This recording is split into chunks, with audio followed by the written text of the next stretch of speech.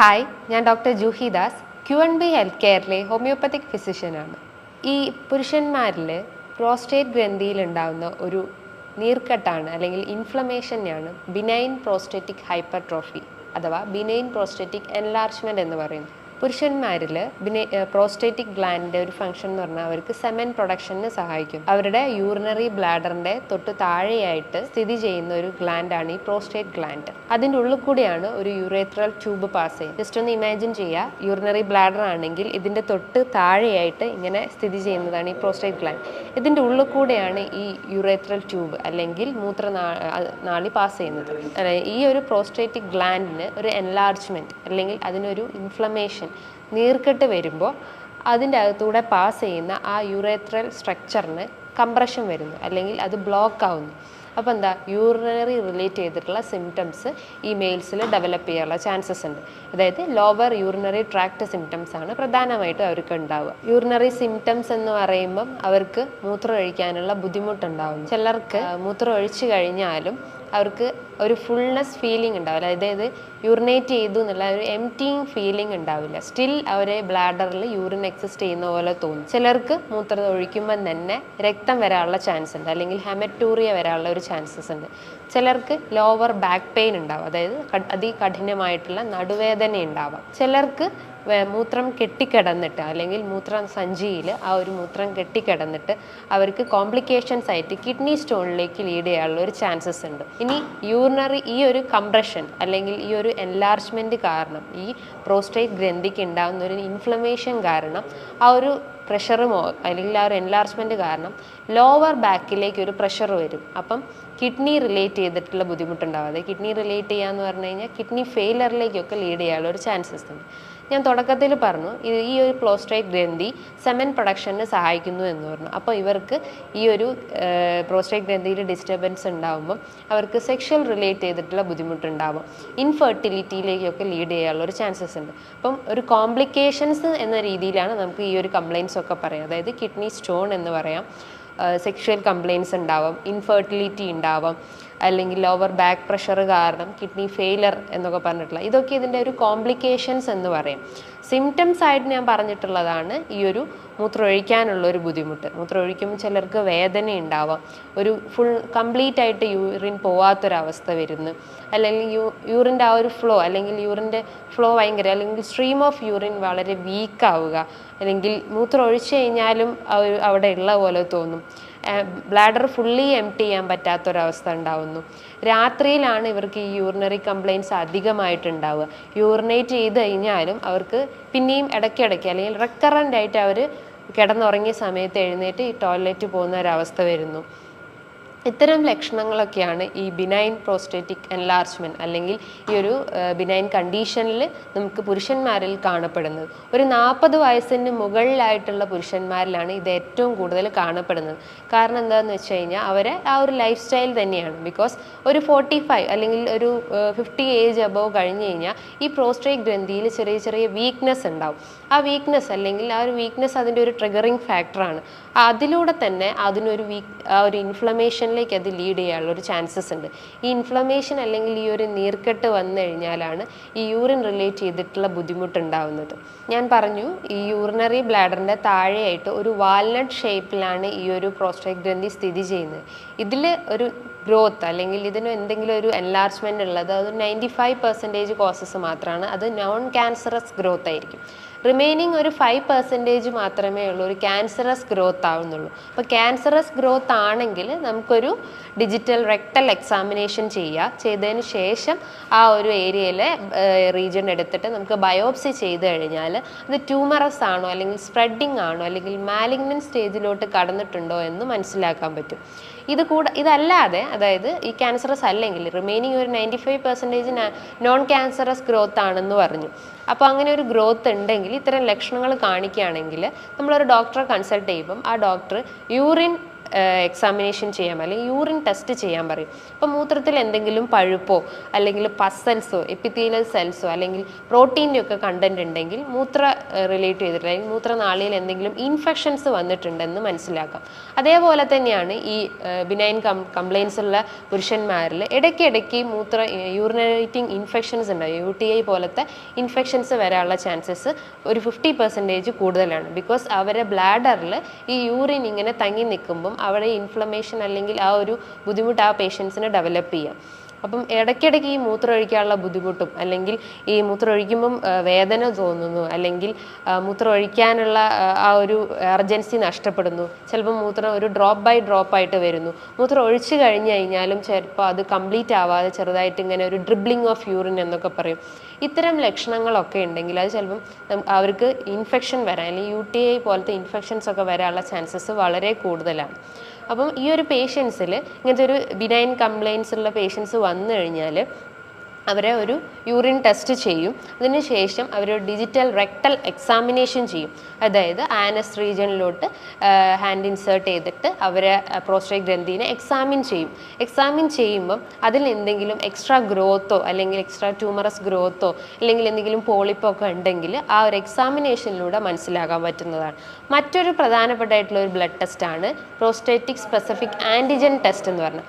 ഈ antigen prostatic ഗ്ലാൻഡിൻ്റെ അകത്ത് കാണപ്പെടുന്ന ഒരു ആൻറ്റിജനാണ്. ഇതിൻ്റെ അകത്ത് വേരിയേഷൻസ് ഉണ്ടെങ്കിൽ അതായത് ഒരു 1.5 കൂടുതലാണെങ്കിൽ ആ ഒരു പ്രോസ്റ്റേറ്റിക് ഇൻഫ്ലമേഷൻ അവിടെ സംഭവിച്ചിട്ടുണ്ടെന്ന് മനസ്സിലാക്കാം. മറ്റൊരു പ്രധാനപ്പെട്ട ഒരു ടെസ്റ്റ് എന്ന് പറഞ്ഞു കഴിഞ്ഞാൽ സിസ്റ്റോസ്കോപ്പി, അതായത് ബ്ലാഡറിൻ്റെ ഒരു സ്കാനിങ് മെത്തേഡാണ് ഈ സിസ്റ്റോസ്കോപ്പി എന്ന് പറഞ്ഞു കഴിഞ്ഞാൽ. അപ്പം ബ്ലാഡറിന് എന്തെങ്കിലും ഒരു ഡിഫോമിറ്റി അല്ലെങ്കിൽ ബ്ലാഡറിന് എന്തെങ്കിലും സ്ട്രക്ചറൽ ചേഞ്ചസോ അല്ലെങ്കിൽ എന്തെങ്കിലും ബുദ്ധിമുട്ടുണ്ടെങ്കിൽ ഈ സിസ്റ്റോസ്കോപ്പിയിലൂടെ നമുക്ക് സാധിക്കുന്നതാണ്.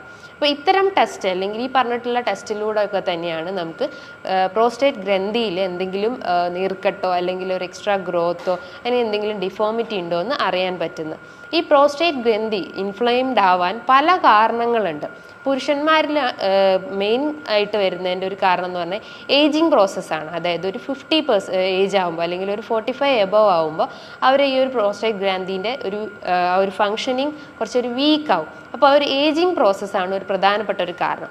മറ്റൊരു പ്രധാനപ്പെട്ട ഒരു കാരണം എന്ന് പറഞ്ഞു കഴിഞ്ഞാൽ ആൽക്കഹോളിക് അഡിക്ഷൻ. അമിതമായിട്ട് മദ്യപിക്കുന്ന ആളുകളിൽ അല്ലെങ്കിൽ അമിതമായിട്ടുള്ള പുകവലിക്കുന്ന ആളുകളിലും ഇന്നത്തെ പഠനം പറയുന്നത് ഈ പ്രോസ്റ്റേറ്റ് ഗ്രന്ഥിയിൽ ഇൻഫ്ലമേഷൻ വരാനുള്ള ചാൻസസ് ഉണ്ട്. മറ്റൊരു പ്രധാനപ്പെട്ട ഒരു കാരണം എന്ന് പറഞ്ഞാൽ അവരെ ലൈഫ് സ്റ്റൈലിൽ ഉണ്ടാകുന്ന ചേഞ്ചസ്. ലൈഫ് സ്റ്റൈൽ ചേഞ്ചസ് എന്ന് പറയുമ്പം എന്തെങ്കിലും അവർ അമിതമായിട്ട് ഇന്നത്തെ ഫാസ്റ്റ് ഫുഡിനെ ഡിപ്പെൻഡ് ചെയ്യുകയാണെങ്കിൽ, ഫാസ്റ്റ് ഫുഡ് എന്ന് പറയുമ്പം ഈ പുറത്തുനിന്ന് നമ്മൾ കഴിക്കുന്ന ബർഗർ, പിസ്സ അല്ലെങ്കിൽ ഡ്രിങ്ക്സ് ഐറ്റംസ് ആയിട്ടുള്ള ഈ കൊക്കോകോള, പെപ്സി, 7up പോലത്തെ ഡ്രിങ്ക്സ് ഐറ്റംസ് കഴിക്കുകയാണെങ്കിൽ അല്ലെങ്കിൽ മറ്റ് ഫ്രൈഡ് ഐറ്റംസ് ആയിട്ടുള്ള അല്ലെങ്കിൽ ഗ്രിൽഡ് ആയിട്ടുള്ള ഐറ്റംസ് ഒക്കെ കഴിക്കുകയാണെങ്കിലും ഇത്തരം പ്രോസ്റ്റേറ്റിൽ ഇൻഫ്ലമേഷൻ വരാനുള്ള ഒരു ചാൻസസ് വളരെ കൂടുതലാണ്. അതേപോലെ തന്നെയാണ് മറ്റൊരു പ്രധാനപ്പെട്ട ഒരു ഫാക്ടർ എന്ന് പറഞ്ഞു കഴിഞ്ഞാൽ ഇന്നത്തെ ആളുകൾ ഒരുപാട് ചായ കാപ്പിയൊക്കെ കുടിക്കുന്ന ആളുകളാണ്. അതിൽ കൂടുതലായിട്ട് അഡിക്റ്റഡ് ആയിട്ടുള്ള ആളുകളാണ്. അപ്പോൾ അതുമൂലം ഈ ഒരു ഇൻഫ്ലമേഷൻ വരാനുള്ള ചാൻസസ് ഉണ്ട്. മറ്റൊന്നാണ് ഫുഡിൽ നമ്മൾ ആഡ് ചെയ്യുന്ന അമിതമായിട്ടുള്ള സ്പൈസസ്, അതായത് സ്പൈസി ഫുഡ് ഐറ്റംസ് കൂടുതലായിട്ട് ഇടുക. എരിവടങ്ങിയിട്ടുള്ളതും പുളിപ്പടങ്ങിയിട്ടുള്ള ഭക്ഷണങ്ങളൊക്കെ കൂടുതലായിട്ട് കഴിക്കുകയാണെങ്കിലും ഇതിൽ ഹോർമോണൽ ഇംബാലൻസ് വരാം. ഹോർമോണൽ ഇംബാലൻസ് കാരണം ഈ ഒരു ഫ്രീ റാഡിക്കൽസും അല്ലെങ്കിൽ ഇൻഫ്ലമേറ്ററി ചേഞ്ചസ് ഒക്കെ ബോഡിയിൽ ഉണ്ടാവാനുള്ള ഒരു ചാൻസസ് ഉണ്ട്. മറ്റൊരു പ്രധാനപ്പെട്ട ഒരു കാരണം എന്ന് പറഞ്ഞാൽ നമ്മൾ പ്രോപ്പറായിട്ട് ഒരു വാട്ടർ ഇൻടേക്ക്, അതായത് നൈറ്റിൽ നമ്മൾ ഓവറായിട്ട് വാട്ടർ ഇൻടേക്ക് എടുത്തു കഴിഞ്ഞാൽ, വെള്ളം അധികമായിട്ട് എടുത്തു കഴിഞ്ഞാൽ നമുക്ക് രാത്രിയിൽ ഉണ്ടാകുന്ന ആ ഒരു ഡിസ്റ്റർബൻസ് അല്ലെങ്കിൽ സ്ലീപ്പ് ഡിസ്റ്റർബ് ആവാനുള്ളൊരു ചാൻസസ് ഉണ്ട്. അതായത് നമുക്ക് ഇടയ്ക്കിടയ്ക്ക് റെക്കറൻ്റ് ആയിട്ട് ടോയ്ലറ്റിൽ പോകാനുള്ളൊരു ചാൻസസ് വരുന്നു. അപ്പോൾ നമ്മൾ ആ ഒരു സ്ലീപ്പ് പാറ്റേൺ തന്നെ ഡിസ്റ്റർബ് ആവുന്നു. 6 to 8 hours ഉറങ്ങുന്നത് നമ്മൾ ചിലപ്പോൾ ഒരു 3 to 4 hours നമുക്ക് ഉറങ്ങാൻ പറ്റുള്ളൂ. അപ്പോൾ സ്ലീപ്പ് ഡിസ്റ്റർബ് ആവുന്നു. സ്ലീപ്പ് ഡിസ്റ്റർബ് ആവാനുള്ള ഒരു കാരണം എന്ന് പറഞ്ഞാൽ നമ്മൾ അമിതമായിട്ട് രാത്രിയിൽ, അത് ഭക്ഷണം കഴിച്ചതിന് ശേഷം നമ്മൾ അമിതമായിട്ട് വെള്ളം കുടിച്ചു കഴിഞ്ഞാൽ ഈ ഒരു പ്രോസ്റ്റേറ്റിക് ഇൻഫ്ലമേഷൻസ് ഉള്ള ആളുകളിൽ ആ ഒരു വാട്ടർ ഇംബാലൻസ് വരുമ്പം അവർക്ക് അമിതമായിട്ട് ടോയ്ലറ്റിൽ പോകാൻ അല്ലെങ്കിൽ ഇങ്ങനെ മൂത്രശങ്ക അമിതമായിട്ട് വരുന്നു. ഇനി ടോയ്ലറ്റ് പോയാലും അവർക്ക് ഒരു എംറ്റിങ് ഫീലിംഗ് ഇല്ലാത്തൊരവസ്ഥ വരാറുണ്ട്. എംറ്റിങ് ഫീലിംഗ് എന്ന് പറഞ്ഞാൽ ചില ആളുകൾക്ക് തോന്നും മൂത്രം ഒഴിച്ചു കഴിഞ്ഞാലും still they want to go to toilet അല്ലെങ്കിൽ ഇടയ്ക്കിടയ്ക്ക് ടോയ്ലറ്റിൽ പോകാനുള്ള ഒരു ബുദ്ധിമുട്ട് വരുന്നു. അതും നൈറ്റ് ടൈമിലാണ് ഏറ്റവും കൂടുതൽ കാണപ്പെടുന്നത്.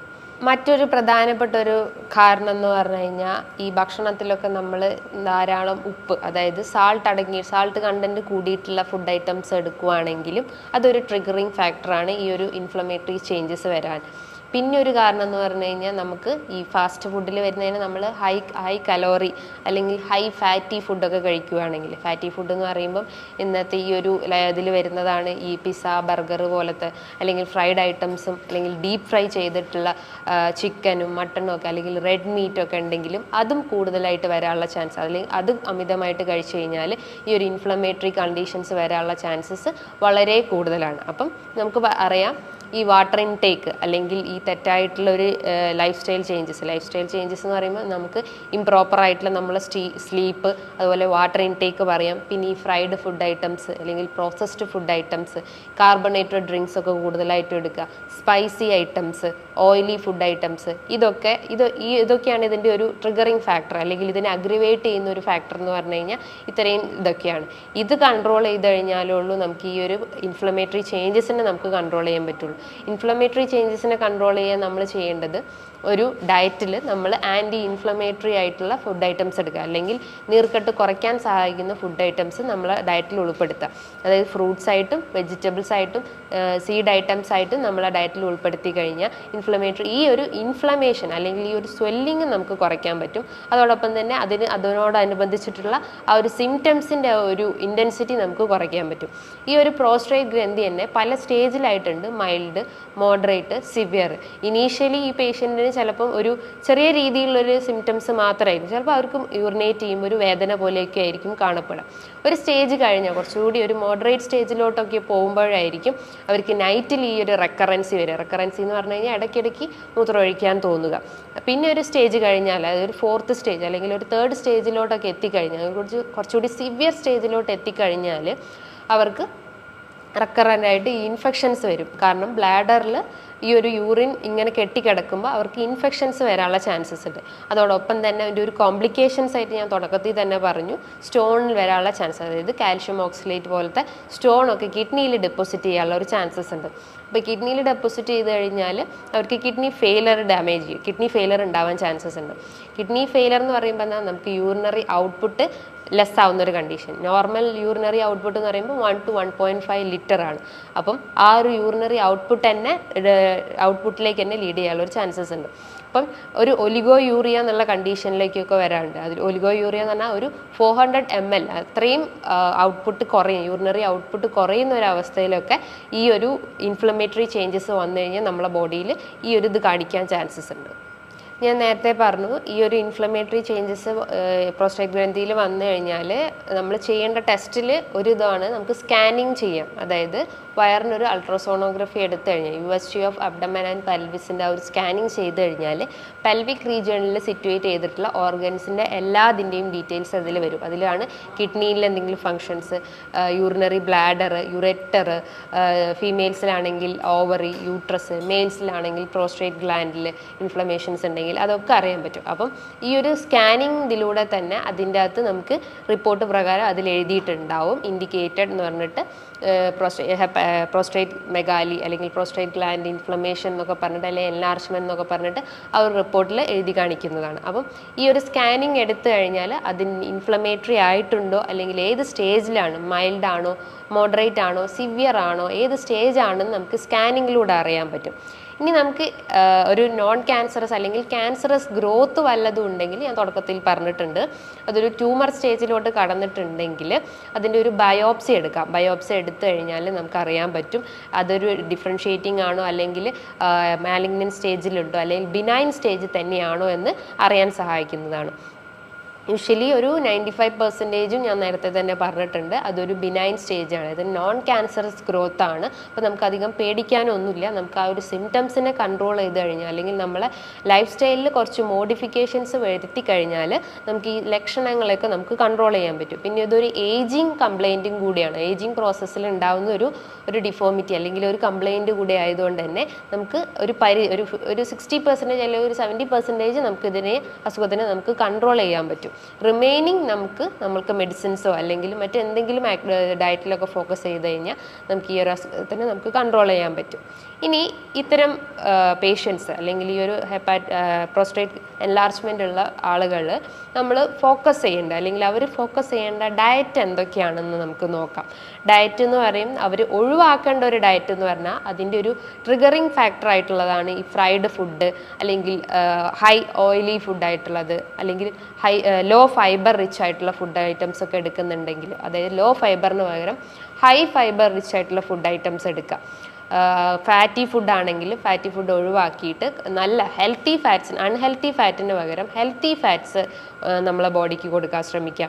അതുപോലെ ഫ്രൈഡ് ഫുഡ് ഐറ്റംസ് ഉണ്ടെങ്കിൽ, അതായത് നമ്മളിപ്പം ചിക്കൻ ആയാലും ഫിഷ് ഐറ്റംസ് ആയാലും നന്നായി ഡീപ്പ് ഫ്രൈ ചെയ്യുന്ന ആളുകളായിരിക്കും. അതും ഇങ്ങനത്തെ റിഫൈൻഡ് ഓയിൽസ് ഒക്കെ വെച്ചിട്ടായിരിക്കും അവർ ആ ഒരു ഓയിൽ കുക്ക് ചെയ്യുന്നത്. പകരം നമുക്ക് കോക്കനട്ട് ഓയിലോ അല്ലെങ്കിൽ ഒലിവ് ഓയിലോ ഒക്കെ യൂസ് ചെയ്തിട്ട് അതും ഡീപ്പ് ഫ്രൈ ഒഴിവാക്കിയിട്ട് ഒരു ഷാലോ ഫ്രൈ അത് ചെയ്യുന്നത് നല്ലതാണ്. കഴിവതും ഓയിലി ഫുഡ് ഒഴിവാക്കാൻ ശ്രമിക്കാം. മറ്റൊന്നാണ് സ്പൈസി ഫുഡ് ഐറ്റംസ് ആയിട്ടുള്ള ഇത്തരം ന്യൂഡിൽസും അല്ലെങ്കിൽ പിസ്സ, ബർഗർ പോലത്തെ ഇങ്ങനത്തെ മോർ സ്പൈസസ് ആഡ് ചെയ്തിട്ട് അല്ലെങ്കിൽ മോർ മസാലാസ് ആഡ് ചെയ്തിട്ടുള്ള ഫുഡ് ഐറ്റംസ് ഉണ്ടെങ്കിൽ അത് പൂർണ്ണമായിട്ടും ഒഴിവാക്കാൻ ശ്രമിക്കുക. ബിക്കോസ് ആ ഒരു ഫുഡാണ് പല അസുഖങ്ങളിലേക്കും ലീഡ് ചെയ്യുന്നത്. ഇന്നത്തെ ഒരു അതായത് ഇന്നത്തെ ഒരു ജങ്ക് ഫുഡ് അല്ലെങ്കിൽ ഫാസ്റ്റ് ഫുഡിനെ ഡിപ്പെൻഡ് ചെയ്തിട്ടാണ് ഒരു 70% ആളുകളും ജീവിക്കുന്നത്.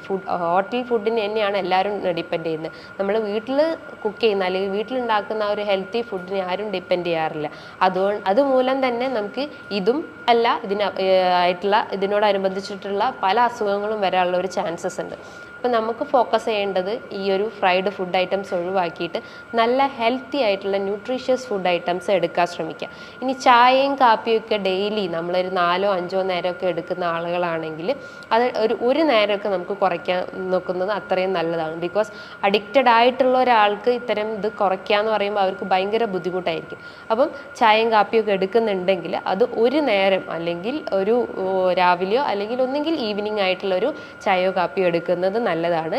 ആൽക്കഹോളിക് അഡിക്ഷനും സ്മോക്കിങ്ങും പൂർണ്ണമായിട്ടും ഒഴിവാക്കേണ്ട ഒരു ഫാക്ടറാണ്. ബിക്കോസ് അത് ഏറ്റവും കൂടുതൽ ഇതിനെ കോൺട്രിബ്യൂട്ട് ചെയ്യുന്ന ഒരു ഫാക്ടറാണ്. അത് പൂർണ്ണമായിട്ട് ഒഴിവാക്കി കഴിഞ്ഞാൽ നമുക്ക് ഫാറ്റി ലിവർ പോലത്തെ അസുഖങ്ങളും അല്ലെങ്കിൽ സിറോസിസും ഒക്കെ ഉണ്ടെങ്കിൽ അത് നമുക്ക് കൺട്രോൾ ചെയ്യാൻ പറ്റുന്നതാണ്. ഇനി നമ്മൾ ഡയറ്റിൽ ഫ്രൂട്ട്സ് ആയാലും വെജിറ്റബിൾസ് ആയാലും നമുക്ക് കഴിക്കുന്നത് കൊണ്ട് കുഴപ്പമൊന്നുമില്ല. അപ്പോൾ വെജിറ്റബിൾസിൽ നോക്കുമ്പം നമുക്ക് ടൊമാറ്റോ കഴിക്കാം. ടൊമാറ്റോൻ്റെ അകത്ത് ലൈക്കോപ്പിൻ എന്ന് പറഞ്ഞിട്ടുള്ളൊരു കണ്ടൻറ്റ് അടങ്ങിയിട്ടുണ്ട്. ഇതിനൊരു ആൻറ്റി ഇൻഫ്ലമേറ്ററി പ്രോപ്പർട്ടി ആണുള്ളത്. അതായത് ഇൻഫ്ലമേറ്ററി എന്ന് പറയുമ്പം നീർക്കെട്ട് ഉണ്ടാക്കുന്നത്. ഈ നീർക്കെട്ടിനെ കുറയ്ക്കാൻ സഹായിക്കുന്നതാണ് ഈ ലൈക്കോപ്പിൻ ഉള്ള ഈ ടൊമാറ്റോ. അപ്പോൾ ടൊമാറ്റോ ഉള്ള ഭക്ഷണങ്ങൾ, ടൊമാറ്റോ ഇട്ടുള്ള കറിയോ അല്ലെങ്കിൽ വേറെ എന്തെങ്കിലും തോരനായിട്ടൊക്കെ നമുക്ക് കഴിക്കുന്നത് നല്ലതാണ്. അതേപോലെ തന്നെയാണ് വെള്ളരിക്ക കഴിക്കുന്നതും നല്ലതാണ്. ഇതും ഇതുപോലത്തെ ആൻറ്റി ഇൻഫ്ലമേറ്ററി അല്ലെങ്കിൽ ആൻറ്റി ഓക്സിഡൻറ്റ് പ്രോപ്പർട്ടീസൊക്കെ ഉള്ളതാണ്. അതേപോലെ തന്നെയാണ് വെജിറ്റബിൾസിൽ നമുക്ക് കഴിക്കുന്നത് വൈറ്റമിൻ എ റിച്ച് ആയിട്ടുള്ള ക്യാരറ്റ്. ഇത് ഇൻഫ്ലമേറ്ററി പ്രോപ്പർട്ടി ഉണ്ട്. അതോടൊപ്പം തന്നെ നമ്മളെ കണ്ണിൻ്റെ അതായത് ഐൻ്റെ ഹെൽത്ത് ഇൻക്രീസ് ചെയ്യുന്നതും ഈ ക്യാരറ്റിൻ്റെ അകത്തുണ്ട്. ക്യാരറ്റിൻ്റെ അകത്ത് ബീറ്റാ കരോട്ടിൻ എന്ന് പറഞ്ഞ കണ്ടന്റ് ഉള്ളത് കൊണ്ട് തന്നെ ഇതിന് 2 പ്രോപ്പർട്ടി ഉണ്ട്. അതായത് നേരത്തെ പറഞ്ഞിട്ടുള്ള ഐൻ്റെ ഹെൽത്തും ഇൻക്രീസ് ചെയ്യുന്നു, ഈ പ്രോസ്റ്റേറ്റിൻ്റെ ഹെൽത്തും ഇൻക്രീസ് ചെയ്യുന്നു. മറ്റ് ഫ്രൂട്ട്സിലേക്ക് വരുവാണെങ്കിൽ ഫ്രൂട്ട്സിൽ നമുക്ക് ഒരുവിധം ഫ്രൂട്ട്സ് എല്ലാം കഴിക്കാം. അതിൽ മെയിനായിട്ട് നമ്മൾ ഫോക്കസ് ചെയ്യേണ്ടതാണ് പപ്പായ, പേരക്ക, വാട്ടർമെലൺ. ഈ മൂന്നും ഈ ഒരു അസുഖത്തിനെ റെഡ്യൂസ് ചെയ്യാൻ അല്ലെങ്കിൽ ആ ഒരു ഇൻഫ്ലമേറ്ററി കണ്ടീഷൻസിനെ സ്വെല്ലിംഗ് ഒക്കെ കുറയ്ക്കാൻ സഹായിക്കുന്നതാണ് ഈ 3 ഫ്രൂട്ട്സ് ഐറ്റംസ്. മറ്റുള്ള ഫ്രൂട്ട്സും നിങ്ങൾക്ക് കഴിക്കാവുന്നതാണ്. പക്ഷേ മെയിൻലി നമ്മളെ ഫ്രൂട്ട്സ് കഴിക്കുകയാണെങ്കിൽ ഇത് 3 ഉൾപ്പെടുത്താൻ ശ്രമിക്കാം.